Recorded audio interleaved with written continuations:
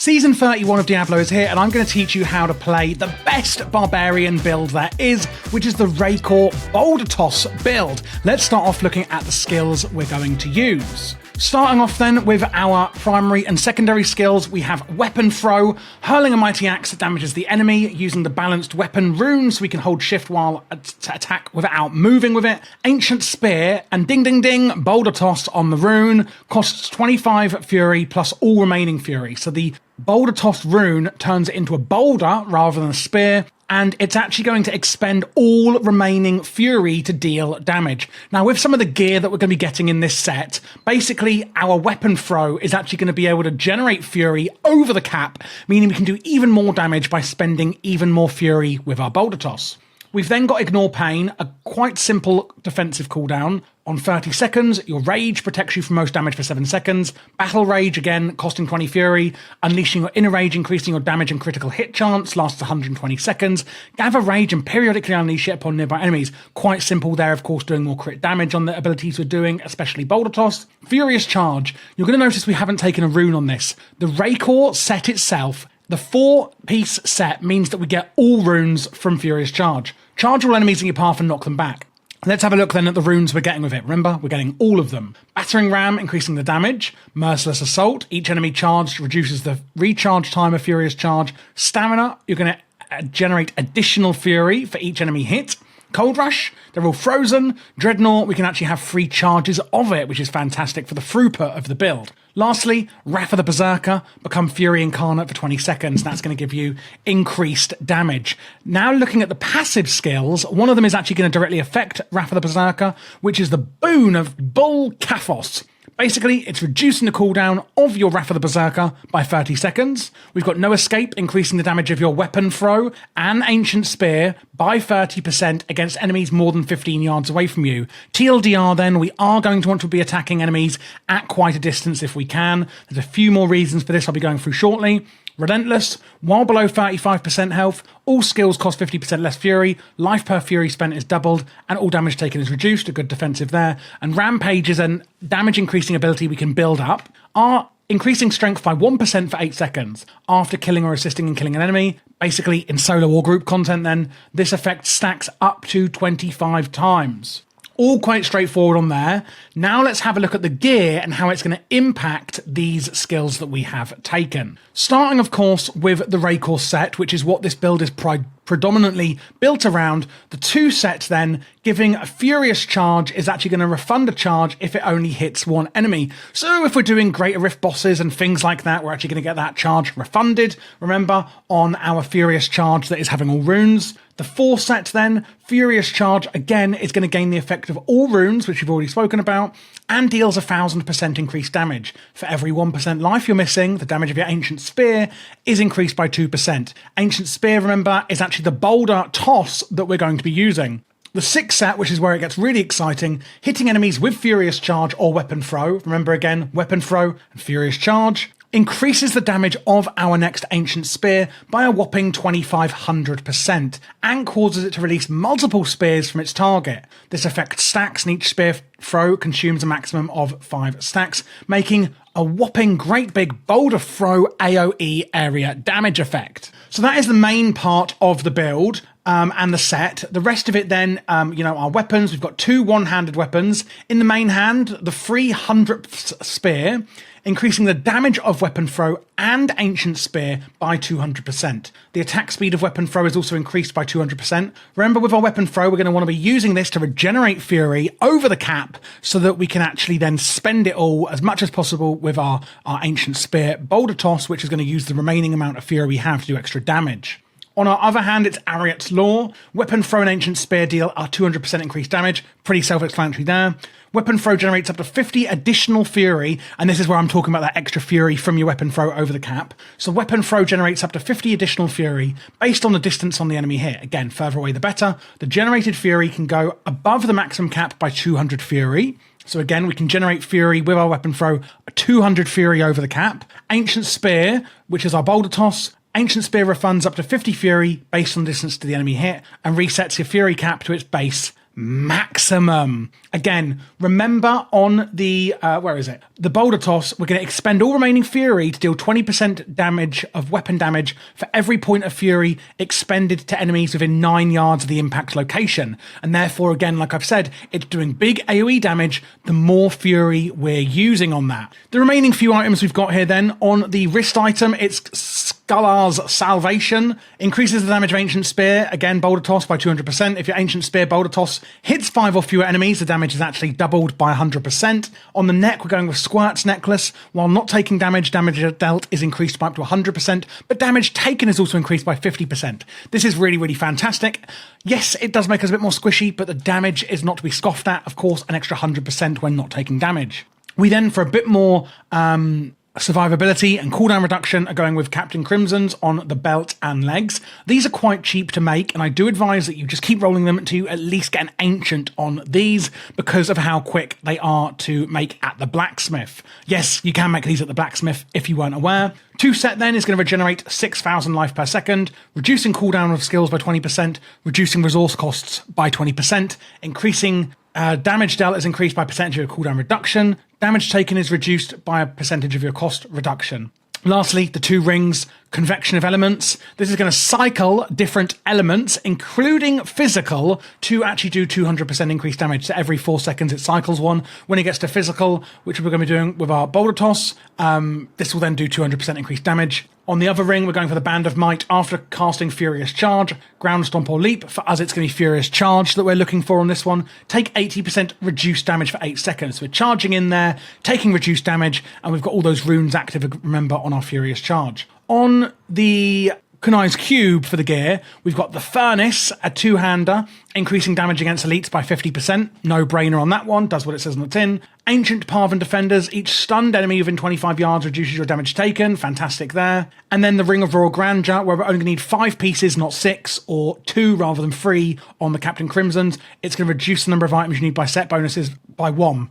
So as you can see here, 1, 2, 3, 4, 5, but we still get the 6 set bonus. Same on Captain Crimson's, we're only using 2 pieces, but we are getting the 3 set bonus. That's what that does on the Ring of Royal Grandeur. Now, if you're wondering about what this season's affixes is, basically, you can actually use whatever you want in Kunai's Cube. You don't have to have 1 weapon, 1 armor, and 1 ring. However, for this build, it is still just the best, unfortunately. Let's look at the legendary rings we've got on the gear. First up is Zay's Stone of Vengeance. Damage you deal is increased depending on the range between you and your target. We've already spoken about a few reasons why we want to get further away to do more damage. Zay's Rune of Vengeance actually helps with that. Basically, the further away you are from your target, the more damage you do, and there's a 20% chance on hit to stun the enemy for 1 second. Don't forget we've got a no escape passive skill where basically our Ancient Spear and Weapon Throw are doing more damage if they're further away as well. That goes into this.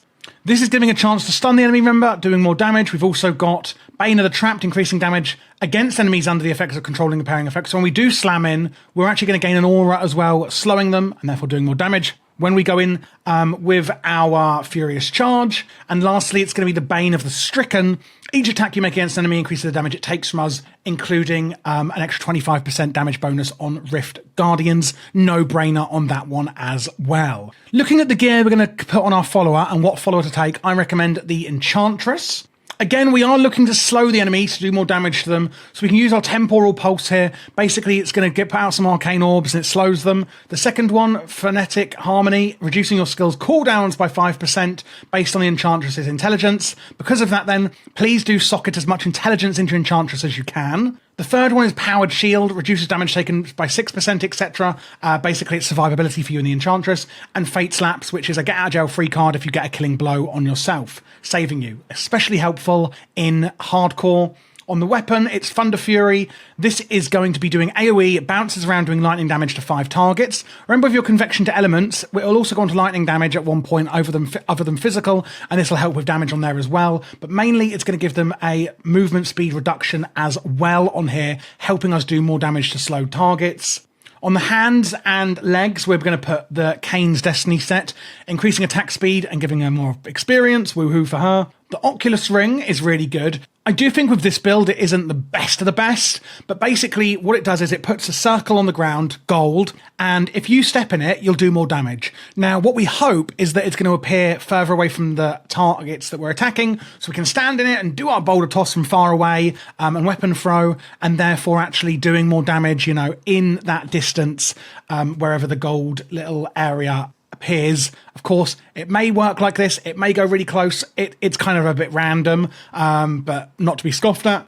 Emanates on the bracers, meaning that basically whatever effects you get on this gear on the Enchantress will also affect you. Shrines will spawn an enemy champion, therefore. When you click the shrine, that will happen, making you be able to speed farm quicker with the orbs. On the neck, it's the Flavour of Time, pylon effects lasting twice as long, self-explanatory, Menfo of Twilight on the head, homing pads on the shoulders so that you don't get interrupted when casting your town portal, and you also get an absorb shield. Well, it reduces damage taken by 60%, so especially again on hardcore, if you're playing that, it makes you be able to get back to town in scary moments a lot easier. And also just Unity, which is generally quite good on the other ring. Regarding the stat priority for the Raekor set, I would always recommend getting your cooldown reduction for the Wrath of the Berserker uptime. I recommend getting some area damage for your boulder toss. I recommend getting crit damage and chance so that you obviously get more crits on your boulder tosses and other abilities. Physical damage is going to excel really, really well in this build because that is basically what we're doing. And apart from that, really just defensive stats. The stat priorities on here are pretty self-explanatory. This is the order I've put them in. You could swap these around a bit, especially cooldown reduction. Arguably, you could put that at the front. It really depends on your stat weighting. But generally, targeting these top 4 stats overall, and of course, Arcane Spear damage is going to be the best way to go. Looking at the Paragon point priorities, first of all in core, put it all into movement speed so you can get in and out as quick as possible. Then we're going to want more maximum fury, of course, because remember, we're trying to get to the cap and over the cap to do more boulder toss damage. And then it's going to be strength as as much as you can, and into vitality to help survivability as you need it. If you're feeling squishy, then take out of strength and put it into vitality, and if you don't feel squishy, vice versa, put it more into strength to get more damage. Looking at the offensive stats, it's going to be, again, cooldown reduction for your Wrath of the Berserker uptime. Then it's going to be the crit chance, and then damage, and then attack speed. On defense, it's going to be resistances. Then I would go for life, then armor, and then life regeneration. And lastly, on the utility stats, it's going to be area damage. No brainer on there, of course, because of the boulder toss. Then we're going to go for resource cost reduction. And then it's going to be life per hit, and then gold pickup bonus. So how are we actually going to play it then? Of course, that is the final question on everybody's lips. Always keep up your battle rage for the critical hit chance and the additional damage wave that you're going to get from this. Remember, you're unleashing it in a rage, increasing your damage and critical hit chance, and it does last 120 seconds as well on this one. And when you need it, of course, you can use your Ignore Pain to do to get a bit more survivability as and when you need it. I like to save this one. I don't use it on cooldown. I just use it when I need it, really. When you are using your Ancient Spear Boulder Toss, what you can try and do is clump up all of the elites, let's say at this wall of the jeweler here, and clump them all up here, come out and then blast it at them so that when the boulders fly out, like the spears fly out, it basically can ricochet off each other in this kind of small area and cluster up the damage for the area of effect damage. Oh my god, what a tongue twister. Really, really well if you can do that. Any walls, corridors, Act 4, whichever it is, when you go into the the barracksy area with loads of corridors, you know what I mean. Maps like that are really, really good. Whereas like Act 2 kind of maps where it's a lot more open, aren't as good for that. But try and do that where you can. It's really, really fun doing it. Do try and keep up. And remember, I've said with Wrath of the Berserker, you want as much uptime on this as well as you can. Hence all the cooldown reduction. Keeping this up for the extra damage is, really, really potent and important.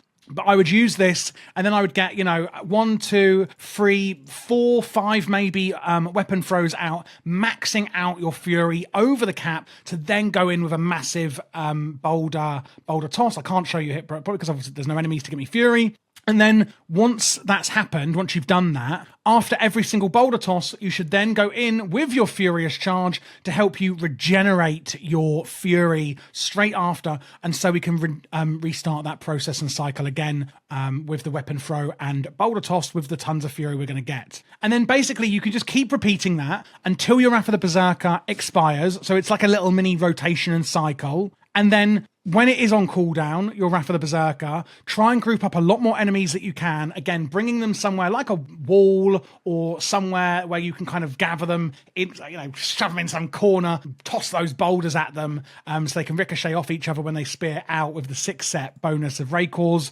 and really just go on that cycle. And that is it. That is how you're going to play the best build for Barbarians in Season 31 of Diablo. If you have enjoyed this guide, please let me know your thoughts down below. If there's any other guides you'd like to see, let me know as well. You can also join my Discord and also my Patreon if you need any more help with this or you wish to just support the channel. We have a lot of ARPG fans in the Discord as well, of course. And I am going to be doing Diablo 4, Diablo 3, maybe even Diablo 2 and Diablo Immortal guides as well. So please do subscribe to check those out or other Diablo 3 guides. And you can click here and check out my channel for all the other guides I have done.